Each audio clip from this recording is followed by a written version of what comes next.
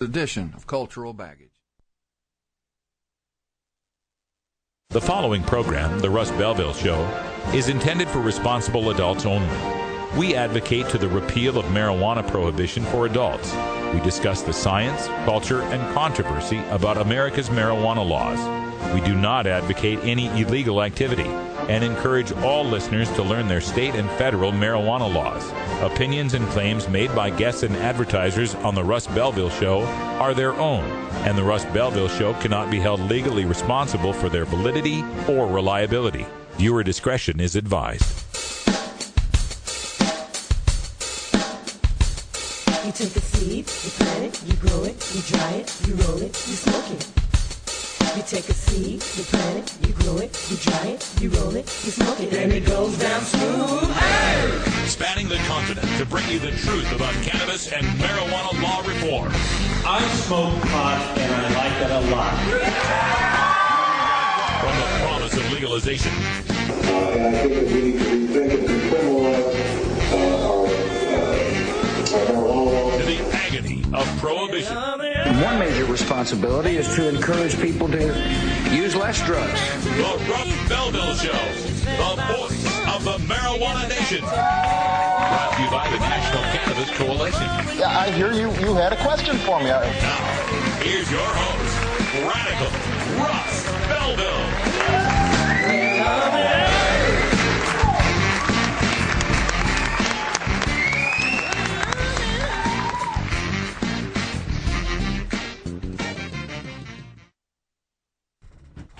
Hello, good day. Check 1, 2, tokers and tokettes. How you doing out there? Radical Russ Belville. We're having some troubles with the mics. We literally got in here half an hour ago. Give me a second.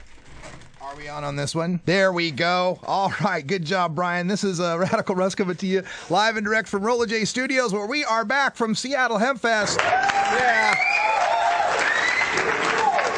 There we go, repping yes on I-502. That's right, we are pro-legalization here at the Russ Belville Show, and just got off the road from our drive from Seattle. Big thanks going out to Herb and Herb Thrasher, his good pal up there, who helped us out with Roscoe. Thanks for all that help. All the folks at Normal, Keith Strop, who helped us out while we were there. Of course, National Cannabis Coalition for sponsoring our trip out there. All this week, we're going to be bringing you highlights from Seattle Hempfest. I've got so many speeches, backstage conversations with people like Jody Emery and Tanya Davis and Keith Strop and Rick Steve. So it's going to be a jam-packed week this week. Plenty of stuff to get to. But before we get to all of it, we're kind of running things, as you can see, on the fly today. We're going to go to our engineer over here working today. We got Brian the Red hanging out. How you doing, Brian? We are live and direct now that we've got a couple of wires figured out. Well, we weren't kidding. We're in here scrambling, plugging stuff in. He didn't even want me to bring in the extra mic cords. I said, I'm the engineer. I'm bringing this crap in. Okay. Our guest here today, by the way, Cannabis Carrie won't be with us. She's on her way up to Grastoria with Ganja John and Wiz Kaliko. They're all part of that same caravan. So they're not going to be in the studio today, but we have special guests in the studio here today. You know them, you love them, you can't get enough of them. It's Big Daddy Fink from the Funky Roller Rink is in studio today. How you doing, Timmy? Doing good, Russ. That's what we're getting. And you got to see over his shoulder, we've also got Georgia Mom for Marijuana in the house today, and her lovely husband hanging out as well, Sharon and Mark. Say hi, everybody. Hey, guys. Sharon can't believe the freedom that we have up here in the Pacific Northwest. We are going to bring you all sorts of highlights from Seattle Hempfest, and then in hour two, we'll continue the conversation. We'll get some reactions from our southern guests here, all the way from Georgia, on what they think of the opposite corner of the United States. Coming up in our 20 after break, of course, today is Roots Monday, so I've got some live backstage coverage of Human from Human Revolution doing his cover of Michael Jackson's Thriller, except it's a parody tune called Tremors. You're going to love it. It's from the main stage. Great shot with Human out there. Also on today's show, we're going to bring you my speeches from Seattle Hempfest. I did one on McWilliams stage on Friday. I did one on Sealy stage on Sunday. We're both of those to you on today's show. When we get into hour 2, we're going to bring you a speech from Pete Holmes, the city attorney from Seattle, plus some other video coverage from Seattle Hempfest. Like I said, all week long, we're going to be covering Seattle Hempfest. And then also we've got our Daily Cannabis Chronicle in the news. We'll cover the controversy from Seattle Hempfest. We'll talk a little bit about that Denver advertising ban. And here in Oregon, the National Cannabis Coalition has their sights set on another political target. Whew! It's been a hell of a weekend. We'll be right back. Stick around. It's simply business. It's simply business. It's simply business. You know why they won't let us grow. It's simply business. We'll be right back after these messages from our 420 friendly sponsors. Support these advertisers because their ad money goes straight to the Russ Belville Show.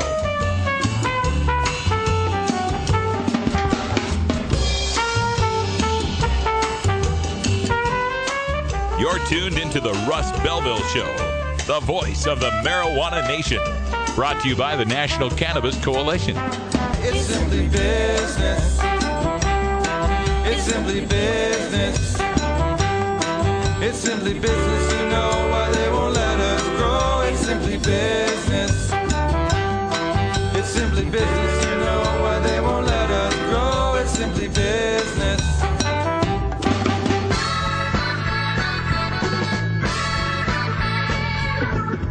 Support the Russ Belville Show. Text the word Russ to 420-420 and connect with the National Cannabis Coalition. You can also send $10 to the Russ Belville Show right from your smartphone. That's Russ to 420-420.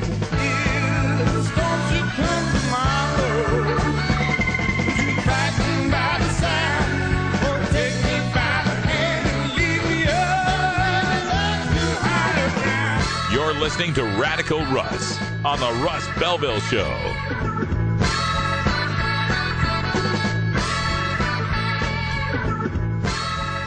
Rabba-dabba-goo!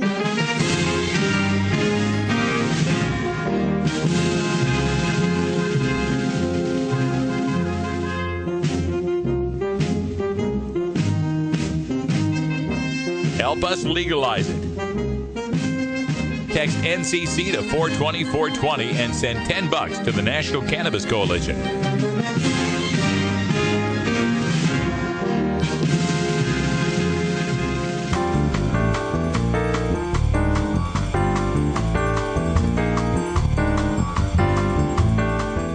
Medical marijuana, industrial hemp, ganja sacrament, consumer cannabis. The topic of marijuana is heating up the news, and the Russ Belville Show catches you up with today's latest headlines. Now, here's our senior news editor, Cannabis Carey, with the Daily Cannabis Chronicle. Cannabis Carey's not with us today. I'm Radical Russ with your Daily Cannabis Chronicle. Headline from the Newsday from Associated Press: Seattle Hempfest divided over marijuana legalization. Seattle, Washington, the annual Hempfest, a 3-day celebration of pot, bongs, and hemp bead necklaces that is typically one of Seattle's largest festivals, was uncharacteristically worked up Saturday over what should have been cause for laid-back cheering, a fast-gaining ballot initiative to legalize possession of small quantities of marijuana. Ballot measures to legalize marijuana are sprinting toward the polls in 3 western states in November. Marijuana supporters say Washington's vote on Initiative 502 is important to maintain national momentum on an issue that is beginning to see steady gains in popular support. But the pro-marijuana community here is deeply divided over the measure. Beneficiaries of the state's medical marijuana law fear that legalizing and regulating pot use would subject pot patients to potential arrest under the measure's strict impaired driving provisions. The result has been an undercurrent of discord amid the celebratory haze on the scenic Seattle waterfront. Dedicated pot proponents find themselves amazed to be in opposition. Says Steve Elliott, who writes the Toke Signals column for the Seattle Weekly, quote, "I never in a million years imagined myself to be on a stage advocating against the passage of a marijuana legalization law." End quote. Legalization measures are also on the ballot in Oregon and Colorado. Washington's I-502 would eliminate civil and criminal penalties for possession of up to an ounce of marijuana for people 21 years and older, and set up regulations for the substance to be taxed and sold at state-licensed stores. Its most controversial feature, at least among marijuana proponents, is that it would set up a new driving standard based on definable blood limit for marijuana. This is a stricter regulation than the current impaired driving laws, and one that many medical marijuana patients believe they would be unable to meet after regular medicinal doses. They are in fear that they might be subject to arrest for driving, even days after their last marijuana dose.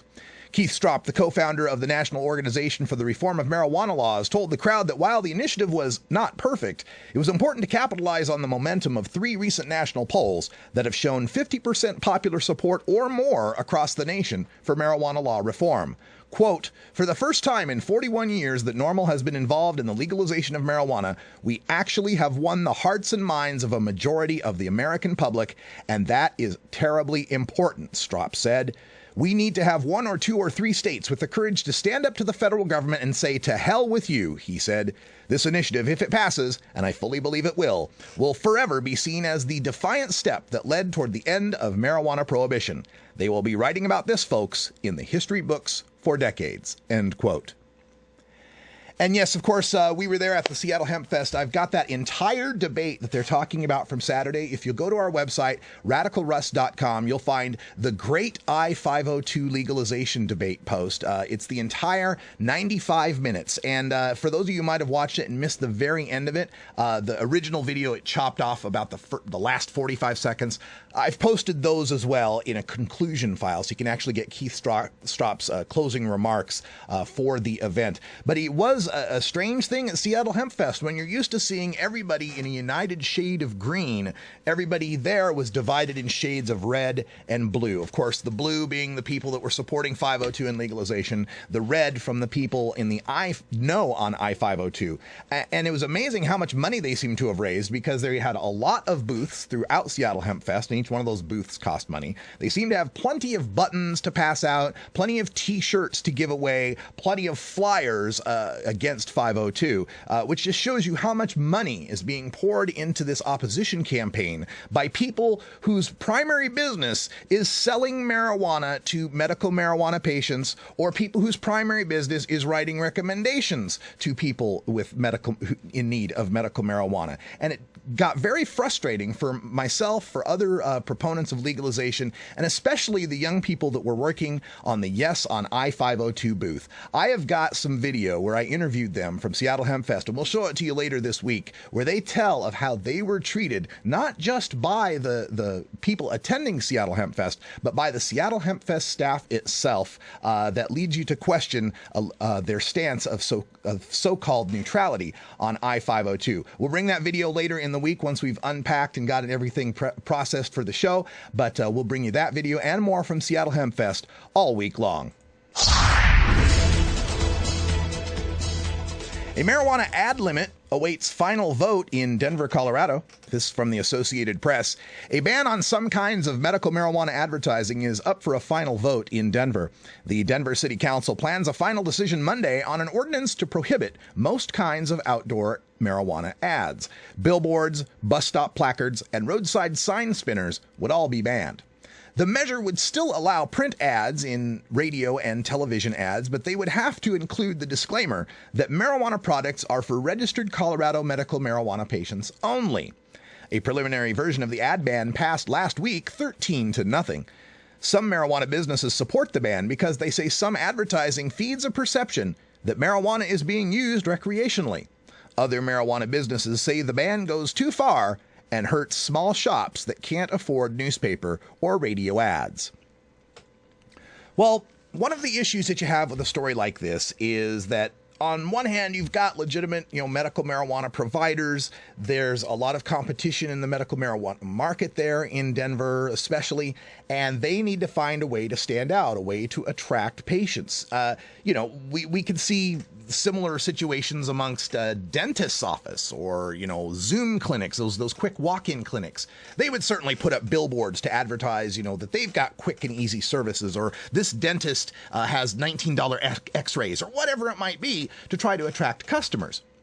On the other hand, when you've been calling something medicine and medical, and you have attractive young ladies in skimpy outfits spinning signs, that tends to lead people to think maybe there's something recreational going on here.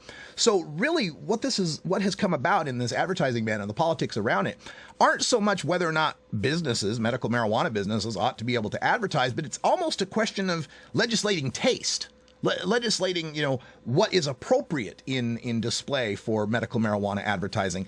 And that's an area of free speech that always concerns me when we want to try to legislate how or why, trying not to offend people, I guess. It always worries me when we try to limit free speech in those ways. I hope that Denver can work with the activists in the community and the business owners in the community to craft legislations that are still fair to the business owners, that allow them to compete, that allow them to display their wares. I mean, things like banning the pot leaf kind of bother me in that, that's nature. We shouldn't be banning the sight of nature. And how do you advertise for your product when you can't show a picture of what your product is? So I understand those complaints. But again, there is something to be said about having a neighborhood that's, completely overrun by signage. Even if it's not medical marijuana signage, I mean, overrun by fast food signage or other sorts of legal products. So it's a little tightrope that has to be walked here. I hope that they do their best in making sure this works out best for the communities and still is a fair solution for the medical marijuana providers there in Colorado.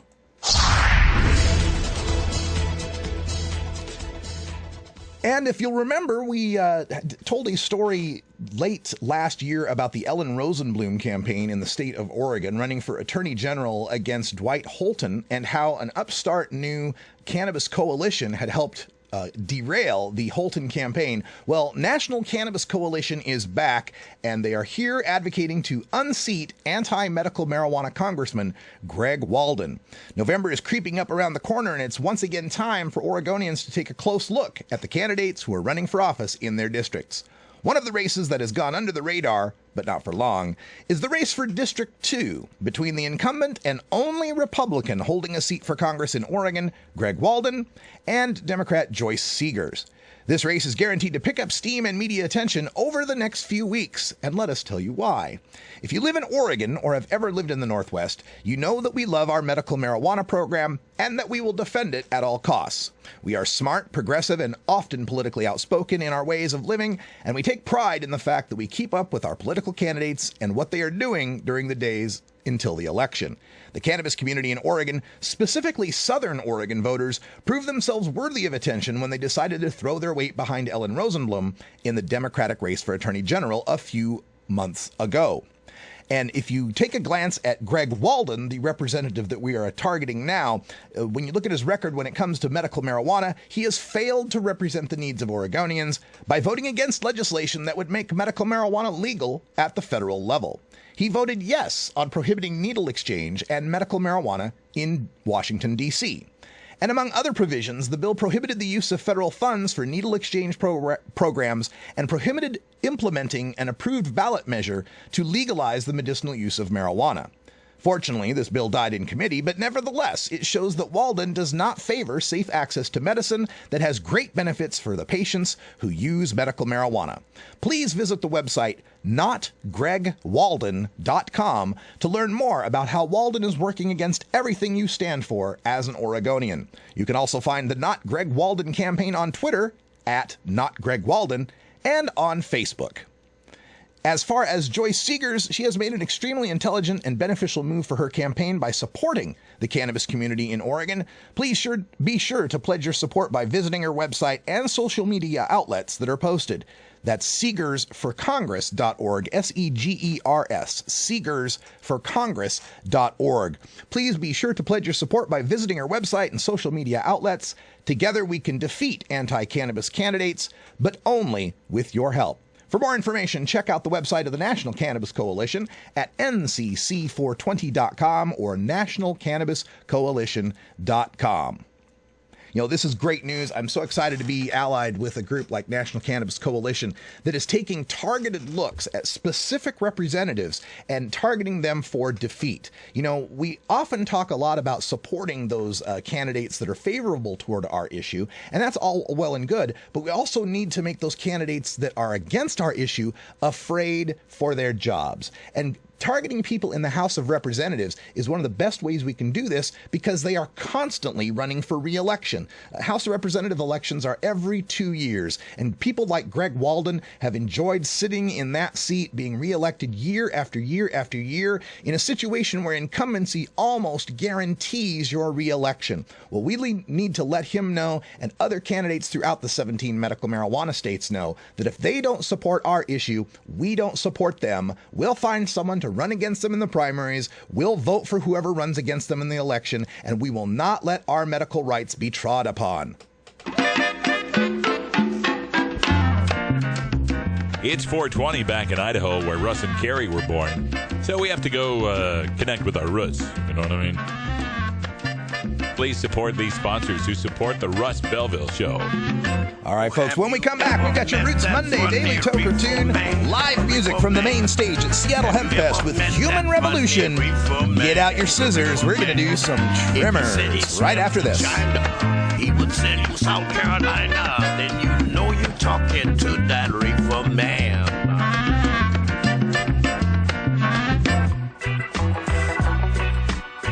Come to Seattle, the greenest city on earth, on September 14th, 15th, and 16th to celebrate the greenery of the Pacific Northwest. That's right, High Times Magazine is hosting the High Times Medical Cannabis Cup in the Emerald City. Top businesses of the cannabis industry will be in attendance, showcasing cultivation gear, paraphernalia, stoner apparel, and more. Check out the finest cannabis products of the medical cannabis industry. Meet High Times cultivation editors Danny Danko and Nico Escondido. They'll teach you how to grow top-grade ganja. And Elise McDonough will be there too. She's the author of the official High Times Cannabis Cookbook. Be there for the High Times Medical Cannabis Cup Awards, when High Times honors the top sativas, indicas, hybrids, edibles, and concentrates submitted by Washington's top dispensaries. And don't forget the High Times Bash for VIPs on Friday night. One major party with top musical guests. Go to medcancup.com for details. Come to Seattle for the High Times Medical Cannabis Cup on September 14th, 15th, and 16th at Fremont Studios.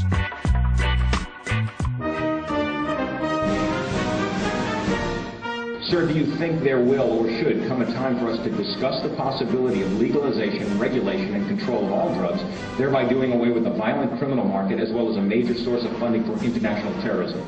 Thank you so much for your time, Mr. President. Well, I think this is an entirely legitimate topic for debate. Name the time and place, Mr. President. Radical Russ has been prepping for this debate full-time since 2005.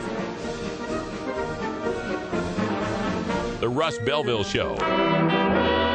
Everyone knows music and marijuana go together, so let's wind up our 20 after break with the Russ Belville Show's Daily Toker Tunes, the best in pod-safe 420 music from around the web. Today is Roots Monday, featuring the blues, country, folk, and jazz music that birthed the modern sounds we enjoy today. You can get downloads and more information about all our Daily Toker Tunes by visiting music.radicalruss.com. Now, sit back and enjoy your Daily Toker Tunes. Hey folks, welcome back. Roots Monday music today. And you know, there's so much that I could bring you here for Roots Monday from our adventure to Seattle Hempfest. Out at the Sealy stage, as a matter of fact, there were some really great bands out there. One set up on Sunday had like 4 different sets of marimbas doing kind of a world music thing. And we'll bring you all of that, you know, in the days coming up. There's so much video I have to unpack and get processed and ready for the show and trimmed up.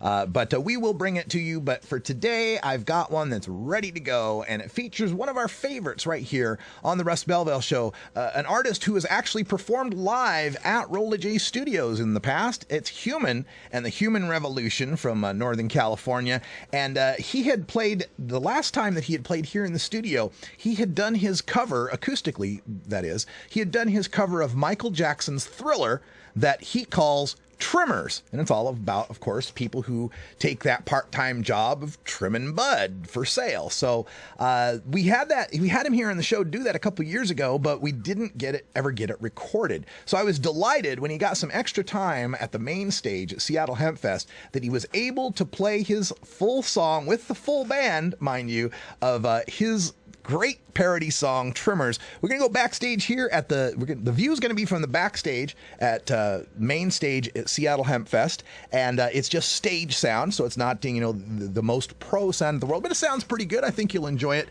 Turn over to the video screen now. This is Human Revolution with Trimmers.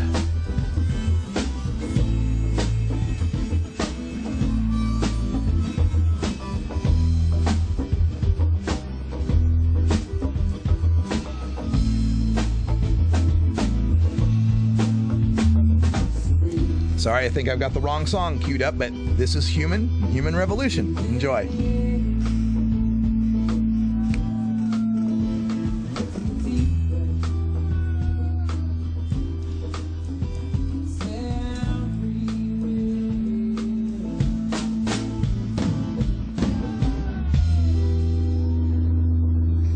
Oh, I remember now. Haven't trimmed all this stuff. This is all raw video, folks, so bear with me. Like I said, we just rushed in off the road. That was the intro. That was the intro for this song. But you can see how beautiful it was for Seattle Hempfest. Blue skies on Friday. This is from Friday. Here we go. Any trimmers out there? We got one for the trimmers.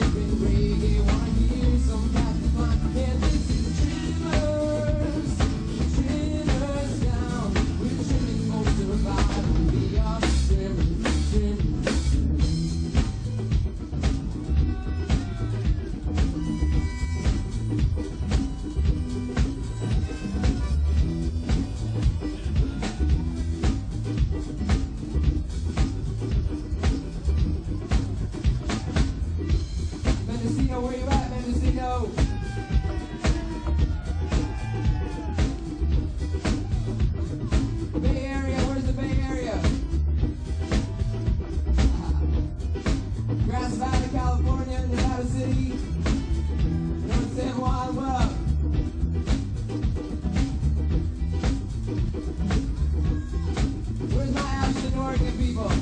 Yeah. Grand Pass.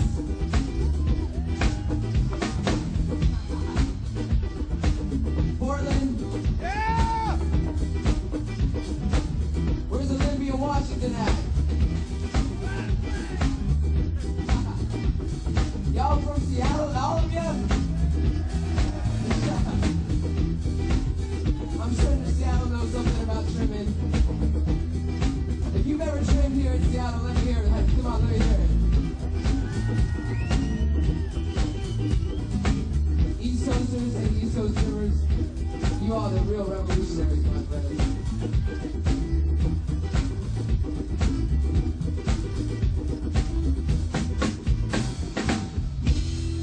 Darkness falls across the land. The trimmers sit with sticky hands, rocking beats. The trim lord says he'll pay us next week. Ah, ha ha ha ha ha ha.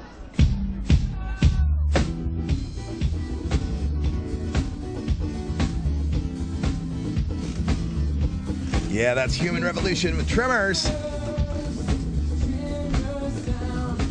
You know, them zombies are going to come after your trim. Hey, we're going to be right back with some more coverage of Seattle Hempfest. I'm going to bring you my speeches. First, my Friday speech on legalization from the McWilliams stage. And then following that, we'll get into the speech from the Sealy stage. Stay tuned for Hour 2. We're going to show you 420 from Sealy stage in Hour 2. Stick around. It's the Russ Belville Show.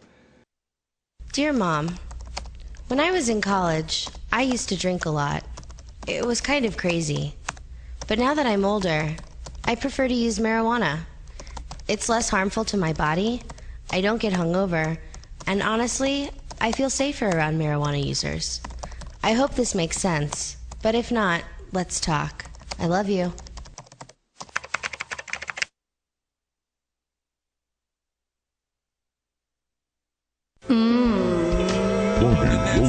I like it like that. Well, I don't know what you came to do, but what we came to keep the funk alive. That's right, baby. We're keeping the funk alive right here at Big Daddy Fink's Funky Roller Ring. National Cannabis Radio is home of soul, funk, and disco. So join me, Big Daddy, every Thursday night at 11 Eastern, 8 Pacific at the Funky Roller Ring, where every night is Saturday night.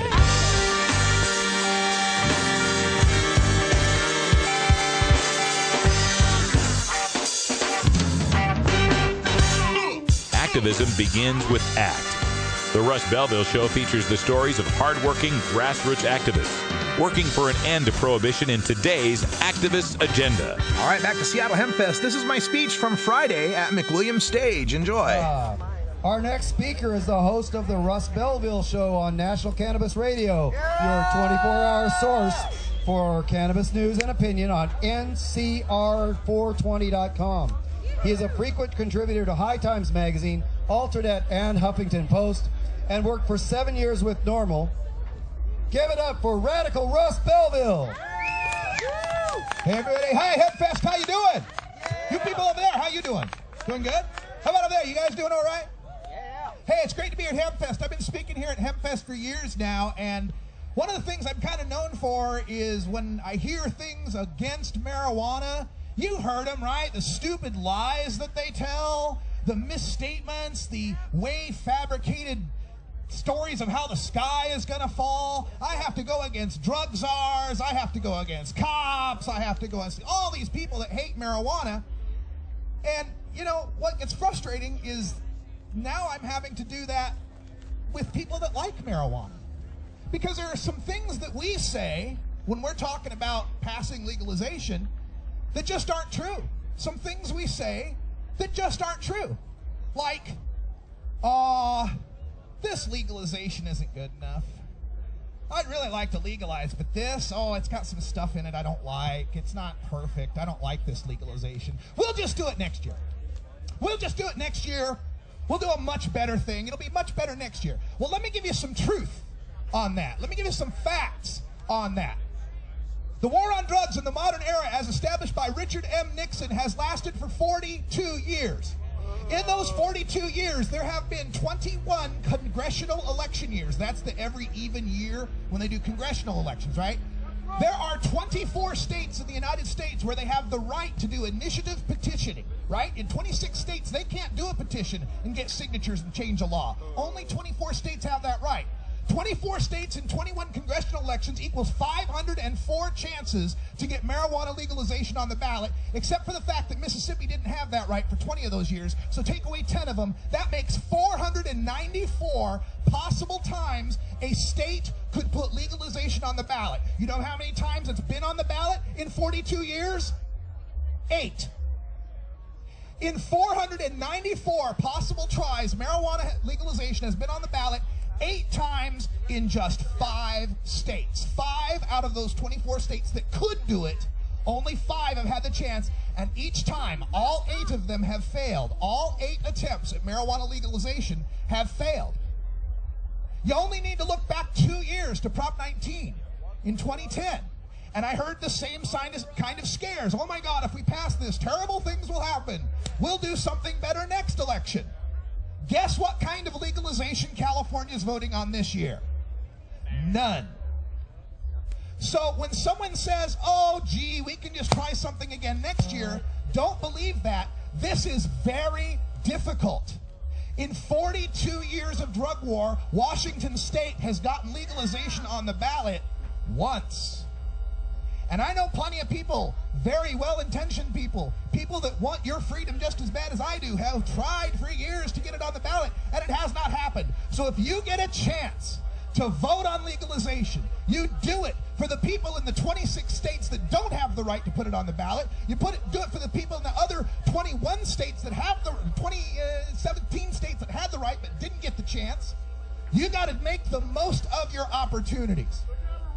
Now, another thing I'd like to bring up is definitions of words.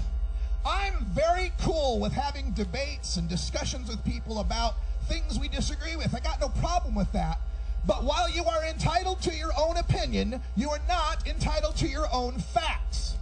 And the one fact I would like to get across in this is the definition of the word legalization versus the definition of the word decriminalization.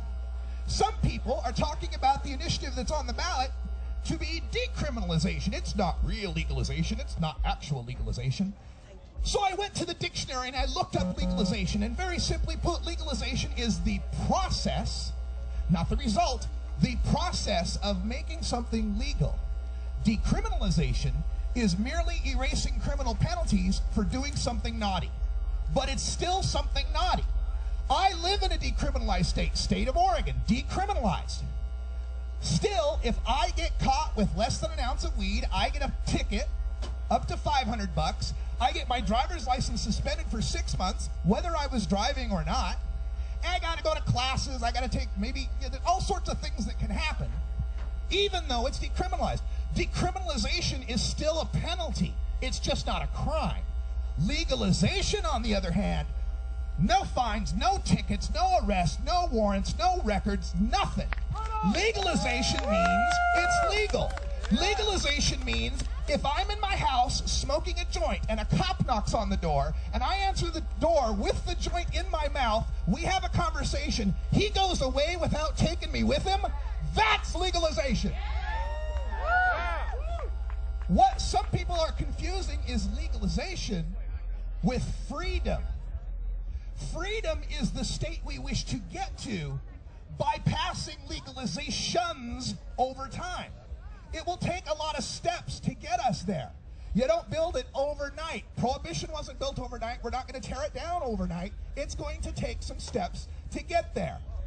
So don't confuse legalization with freedom. Freedom means, yeah, I can grow all the weed I want, anytime I want, anywhere I want, smoke it how I like, share it with my friends, sell it in a business. Yeah, that's freedom. I want that too.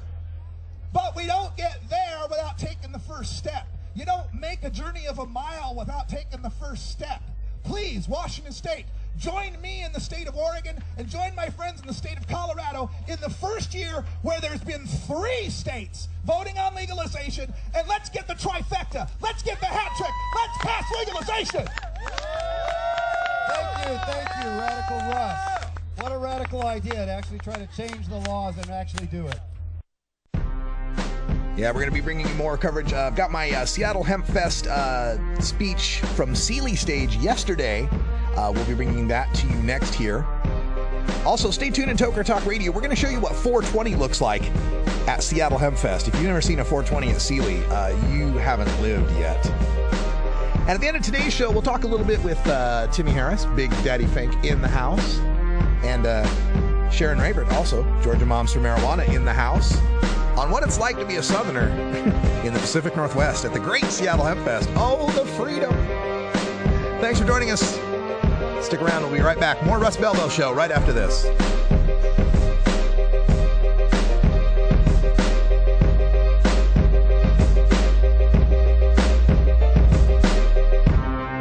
You're tuned into the Russ Belville Show, the voice of the marijuana nation.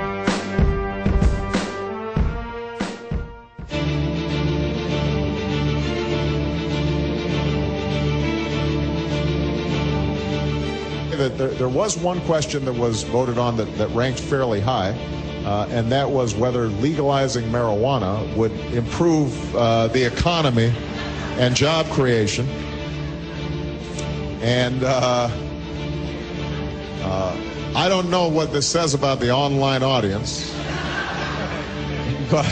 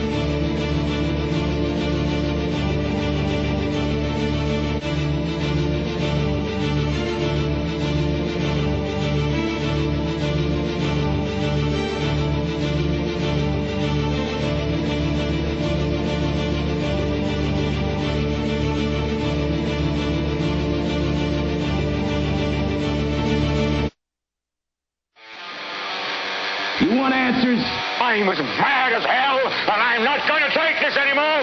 You want answers? You have offended my family. I think I'm entitled. You want answers? I want the truth. And you have offended Shaolin Temple. You can't handle the truth. Surely you can't be serious. I am serious. And don't call me Shirley. Radical rant.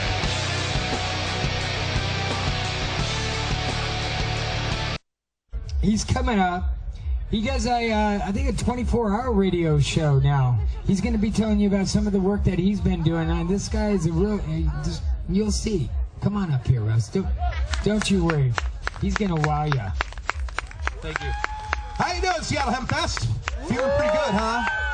Freedom rocks, doesn't it? This is awesome. This is an amazing thing. My name is Russ Belville. I'm known as Radical Russ on the air. I do a radio show called The Russ Belville Show on National Cannabis Radio. You can find it on ncr420.com, like NPR, but ncr420.com on your smartphone, your tablet, or your computer. We are on 24 hours a day. When my show's not on, we got other great shows like the Irie Island Hour, the Ganja John Show. We got Big Daddy Fink's Funky Roller Rink, if you like that 70s disco feel, man. We got all sorts of stuff by, for, and about the cannabis community. Because when I turn on the TV and I turn on the radio and I see channels for golf and I see the speed channel, and it's not even about speed, it's about racing. And I see shopping channels and I see 7 different church channels, I said, man, we ought to have a marijuana channel, don't you think?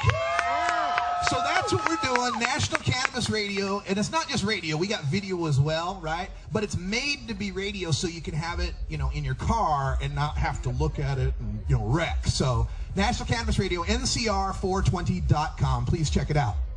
Now, I've been coming to Seattle Hempfest and speaking here since about 2007, I believe, and it's always like a family reunion and a beautiful thing to come here. And I want you to note that I do have the Yes on I-502 button on. And I do fully support I-502 because I have a very simple philosophy when it comes to marijuana initiatives. It's called WWGKD.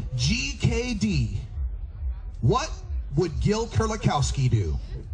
What would the drug czar do? And I know for a fact the drug czar would vote against 502, so I'm voting for it. Now, when I say I know this for a fact, I mean I know this for a fact. In March, I was in Houston, Texas, and I got the opportunity to debate Dr. Kevin Sabet. He was the drug czar's right-hand man for 2009 to 2011, worked in the office of the drug czar since the early 2000s, worked Bush, Clinton. I don't think he went back to Clinton, but he worked in a lot of these administrations, right? So I had an opportunity to debate this guy who gives the advice to the drug czar. And I said, you know, Gil has this thing that he wants to pass.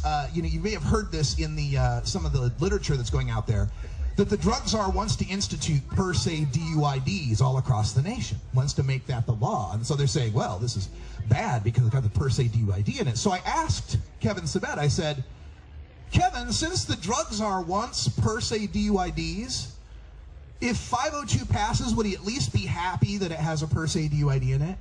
And he didn't even answer. He just went, he just laughed at me. And he said, look, the ONDCP is opposed to marijuana legalization in all forms for any reason.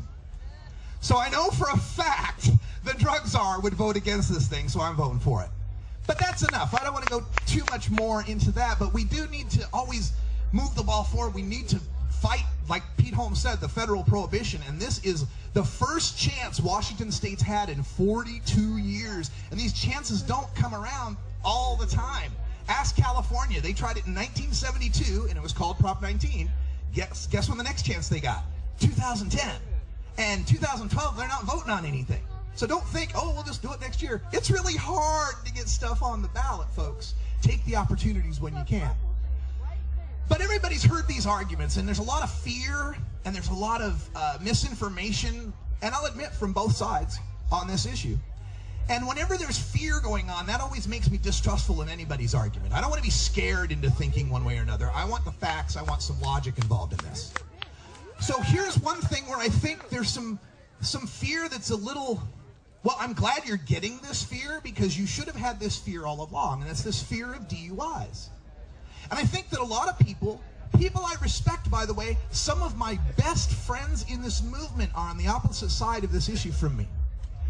But what I think is missing is that some people may think that you're not getting DUIs now. You're getting discriminated and getting DUIs now, right now. If you're out driving and your nanograms are above 5, like everybody's always worried about this 5 thing, right? Oh, I went to sleep, I woke up the next day, 10 hours later, I was still at 10. Okay, if you're driving now and a cop finds a reason to pull you over now, and I don't care, broken taillight, missed tag, whatever, finds a reason to pull you over now, and finds a reason to think you're impaired, whether you are or he's an asshole and he's making it up, whatever, and he makes you do that sobriety test now and you find some way to fail it, maybe through no fault of your own, maybe you got bad balance, doesn't matter, but if you fail it now, and then that goes to the prosecuting attorney's office with the cop's report that said, I observed a guy that was driving badly, I smelled marijuana on them, we got this blood test, and it's 10 nanograms per milliliter, you're getting a DUI now. You're not getting out of that, okay? You're already, you should, if the people who are saying no on 502 are trying to terrify you with the thought, oh my God, if I go drive, I'm going to get a DUI, you should be terrified now. Because that's the law now. It's against the law to drive with THC in your blood. Now, when they say, well, it's not scientific, you're damn right it's not scientific. I am in complete agreement with you. I have read more research papers on marijuana and driving than you have read books in school. I will guarantee you that. I spoke on a monthly and weekly basis with Paul Armentano from Normal, the #1 expert in the country, if not the world, on this research. I know this research better than you do. I know it's unscientific, but guess what? Politics is unscientific. And let me give you an example. I come from the state of Oregon, where I'm a registered medical marijuana caregiver for my wife, who is a patient. Thanks to that law, I can possess up to 24 ounces of marijuana and cultivate up to 24 plants. But The rules that govern those plants say that I can only have 6 mature plants and 18 immature plants. Like other medical marijuana states, there are some that have that as well. But Oregon is the only one where they define a mature plant as any plant that is taller than 12 inches. How many growers out there have 13-inch vegetating plants? Anybody? Vegetating a 13-inch plant, 14-inch plant? That's a mature plant. Whether it has buds or not, any plant bigger than 12 inches is a mature plant. So when I hear 502 people, on 502 people telling me, well, we can't enshrine an unscientific arbitrary limit that might hurt patients into law, I go, how about that 12-inch line that we voted for in Oregon that we passed for medical marijuana that hurts patients when they go away for the weekend and their seedlings become 13 inches tall and make them a felon? Why was it okay to vote for that to protect patients, but not okay to vote for 502 to protect the mass amount of people who aren't patients who possess marijuana just because they like to? Now, I understand the fear, and I hope that everybody understands that as passionate as I get about this issue, I write a lot, I live in cyberspace where the rules of common decency do not apply. And I've seen comments and vitriol and articles from people who know better, calling people in the movement who dedicated their lives, people whose husbands are in prison, people who have lost their families, their friends, their businesses, their whole life, dedicated to this movement, getting called the most scurrilous names, being subject to the most heinous of threats even, over this issue. I wore this red shirt today on purpose. While I'm on this blue team, I also support my red friends as well, and I can't believe that Hempfest has turned into a goddamn electoral college map with red and blue states in it. Because no matter what happens with I-502, we all have to work together to either fix what went wrong with 502 or come up with the next one that's going to make it better. Because I don't live in a red Hempfest. I don't live in a blue Hempfest. I live in a red, white, and blue America where we're all fighting for the freedom to use this plant any damn way we choose. And I love my brothers who are anti-502. I love my friends who are pro-502. And I will always support all of us until we end this damn prohibition that is hurting this planet and this world. Thank you. NCR420.com. Yeah. Come on, give it up for Russ Belville. Thank you so much, Russ. Yeah, there we go. That's the... My face did get a little red, I have to admit. But welcome back. We got a few minutes here as we're ending our show, and we just returned from Seattle Hempfest. We are here with some guests in the studio who you know them from the chat room. It's of course Big Daddy Fink over here on, I believe, that one. How you doing, Timmy? Hey, what's happening, Russ? Did you have a good Hempfest? Wonderful. What was your favorite thing about Hempfest? And pull that mic close to you. Favorite thing? It's hard to say. Freedom. Yeah. The mentality difference from where I come from. So, you know, everybody's super nice, and nobody. People kept saying that there were cops around. I didn't see one police officer. Yeah. Until Sunday, and it was 2 of them, and they blew past me so fast. There, put that up a bit. So. There you go. But they blew past me so fast I didn't see them. So that was quite wonderful. All right. We also have Sharon here from Georgia Moms for Marijuana. She's been a guest on the show a few times. You've been a guest on the Different View too. Scoot up to that microphone so they can hear you. Just talk. Okay. Yeah, now they can get you. All right. So again, you're also from Georgia, north in Georgia, and your experience at Hempfest. What was your favorite thing? That I wasn't afraid of the cops. Yeah, same that thing. I felt like I could ride down the street or walk down the street or whatever. I mean, not that I was going to like light up and smoke in front of them. I wasn't going to push it that far. Yeah. But I wasn't afraid of them. I'm afraid, you know, when a cop gets in behind me and I'm not carrying anything. Yeah. Or I'm not stoned.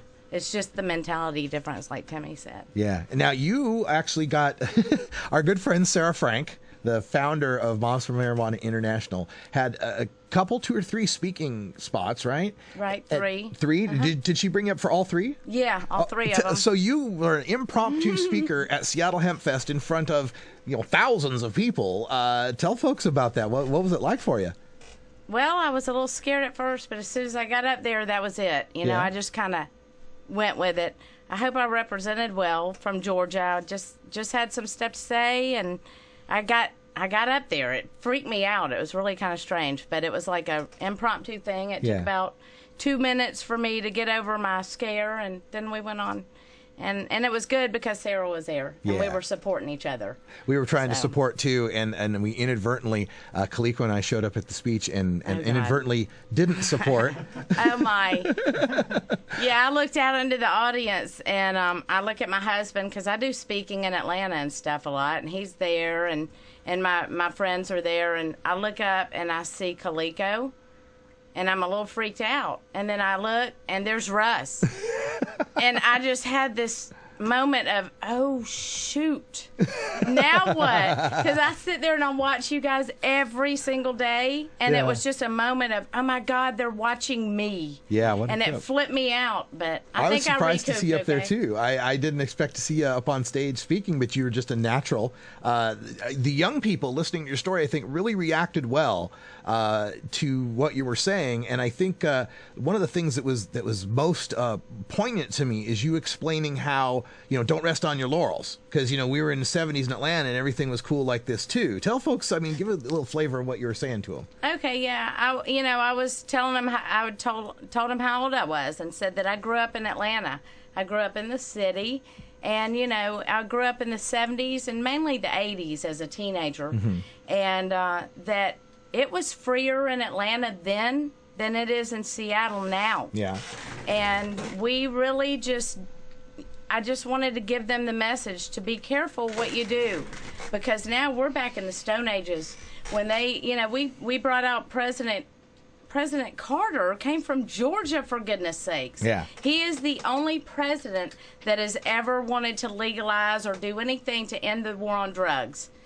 And we had that, and we rested on our laurels. The whole country did, really, at that point. Yeah. We should have fought for it then, and now we're scared to come out of our home and smoke a joint on our back porch for the fact that our neighbor may smell it and call the cops on us. Yeah. There's three people who I respect immensely who thought about this in the late 70s. Keith Stroup. The famous thing with Keith Stroup is that, marijuana ought to be legal, somewhere by 1978, minimum, right? Because of the Gallup poll went from 12% to 30% in like 6 years, and right? Stopped. And then, came to a halt. But yeah, it's just, so he had predicted 78. And then the other story I've heard is Carl Sagan and Dr. Lester Grinspoon, very good friends. And I think it was an interview I did with Dr. Lester Grinspoon where he said, that Carl had asked him, do you have a prediction for when do you think this marijuana prohibition would end? And Dr. Grinspoon said something like 10 years. And Carl Sagan said, oh, come on, Lester, no more than 2.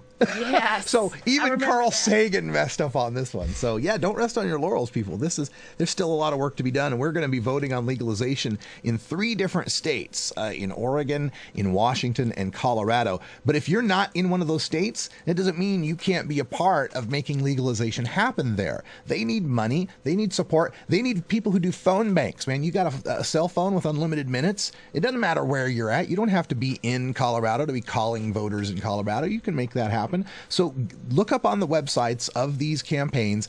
In Washington, it's newapproachwa.org.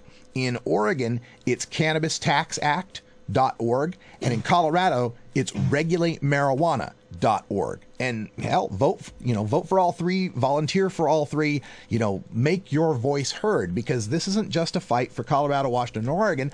This is a fight for all those states, all of the United States, and really all the world.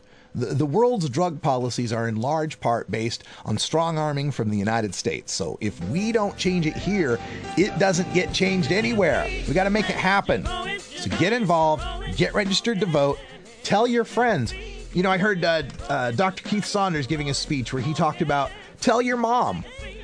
Come up to your mom and say, Mom, I smoke marijuana. Do you still love me? And of course, Mom says yes. And you say, well, there you go.